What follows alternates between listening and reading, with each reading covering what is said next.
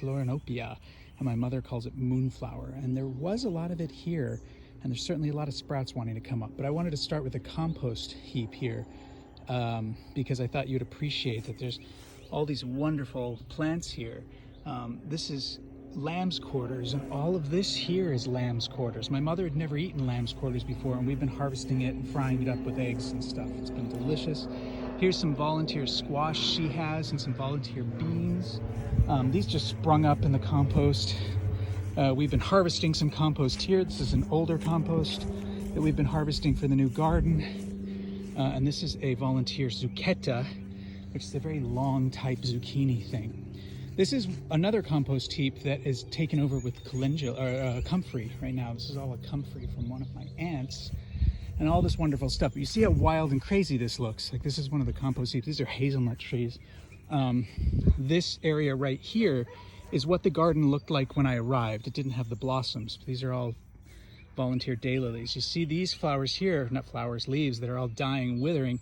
I poisoned these trees. These are sumacs, and they had roots going all the way through here. And you see all the little dead tops. I cut off all the tops. This thing right here you might know as senna. My mother doesn't like to use it internally because it hurts her, but she says it's a beautiful, perfect pollinator, so she keeps it as a pollinator. We've got a lot of that. So this, I just set up this fence with my dad a couple weeks ago. All of this garden, all the way over here, looked like this, except it had trees all over it, and I cut it all down when I got here a month ago. Built this fence with my dad. I'm working on rabbit proofing it right now. Got to fill these in. Those are attached pretty well. This is our little toolbox. These are 3 raised beds my dad and brother built my mom many years ago. And when I arrived, they were completely covered with weeds over here. She had revitalized this one somewhat and planted it. But I finished revitalizing it, getting the rest of the stuff out, clearing a bunch of this. This is cup plant that my mother likes to keep here so the birds can drink water. One of the wild things we kept. We also have kept a lot of the wild milkweed, even though there's tons.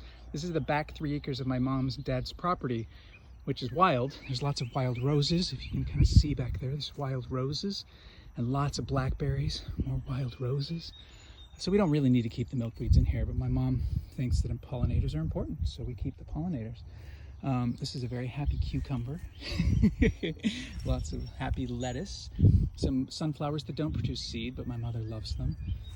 Lots of tomatoes in here, bell peppers, jalapenos, marigolds. I transplanted a bunch of beets when I was thinning out my beet row, and they don't look happy. I started gardening. Here's Tithonia, which my mother keeps as a pollinator. I've transplanted a lot of little rosy basils around these tomatoes. But my mother, and this is all catnip.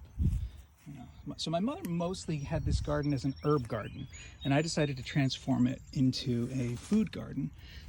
Burgalacas, right? We planted a bunch of kale here, and some bugs came and ate all the kale, but the purslane decided to go wild, and we were like, well, let's let the purslane grow because we can eat it. And we've been harvesting it and eating it. I planted a little okra there. I don't know if this is the right thing to do, but as I've been planting things, when they grow up next to each other, when the sprouts grow up next to each other, I tend to dig them up and separate them and hope they might live. Like these little, he's not doing well, but this guy has little carrots. I pulled them out of these 2 densely populated row of carrots, and they're growing. These are all mung beans. I called this the kitchery row because I just put my spice and bean mixture in from the kitchery to see what would grow, just to see what it'd be like. This is a wood betony my mother had here from long ago. She just harvested it yesterday, so you see all these cut tops. One little yarrow left over from her herb garden.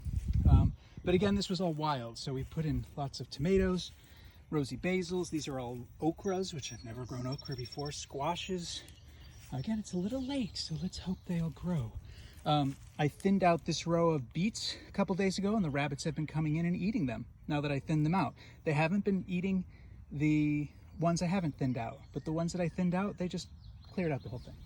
So I'm trying to finish rabbit proofing. This is the fence I'm putting up this morning on that fence, and then this fence hopefully I'll get done tomorrow.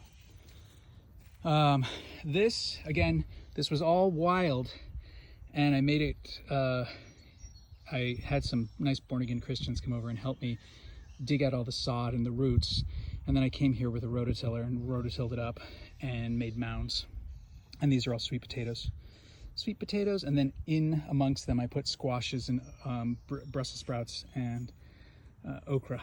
Now, of course, I've never really gardened because I travel too much, so I always leave, and it'll be really interesting to be here until harvest and see what actually grows.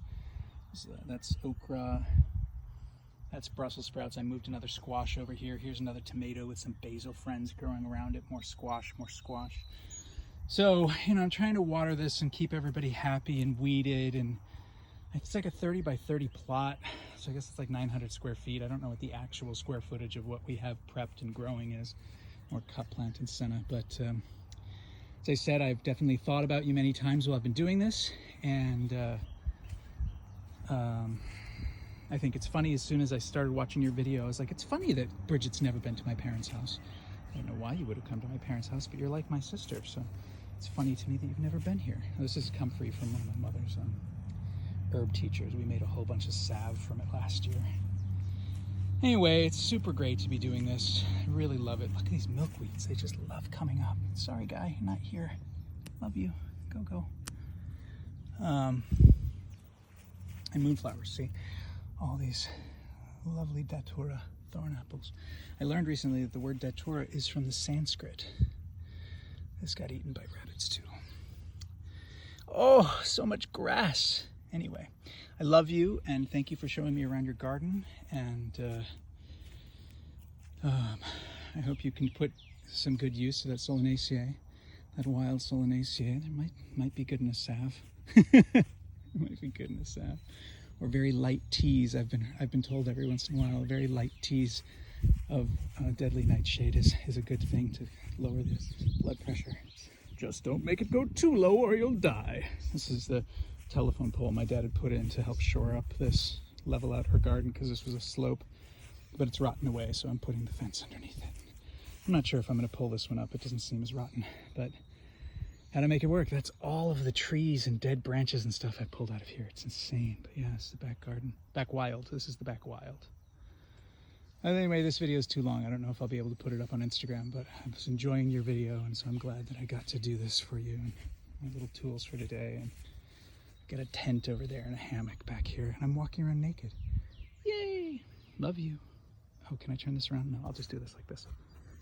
Love you.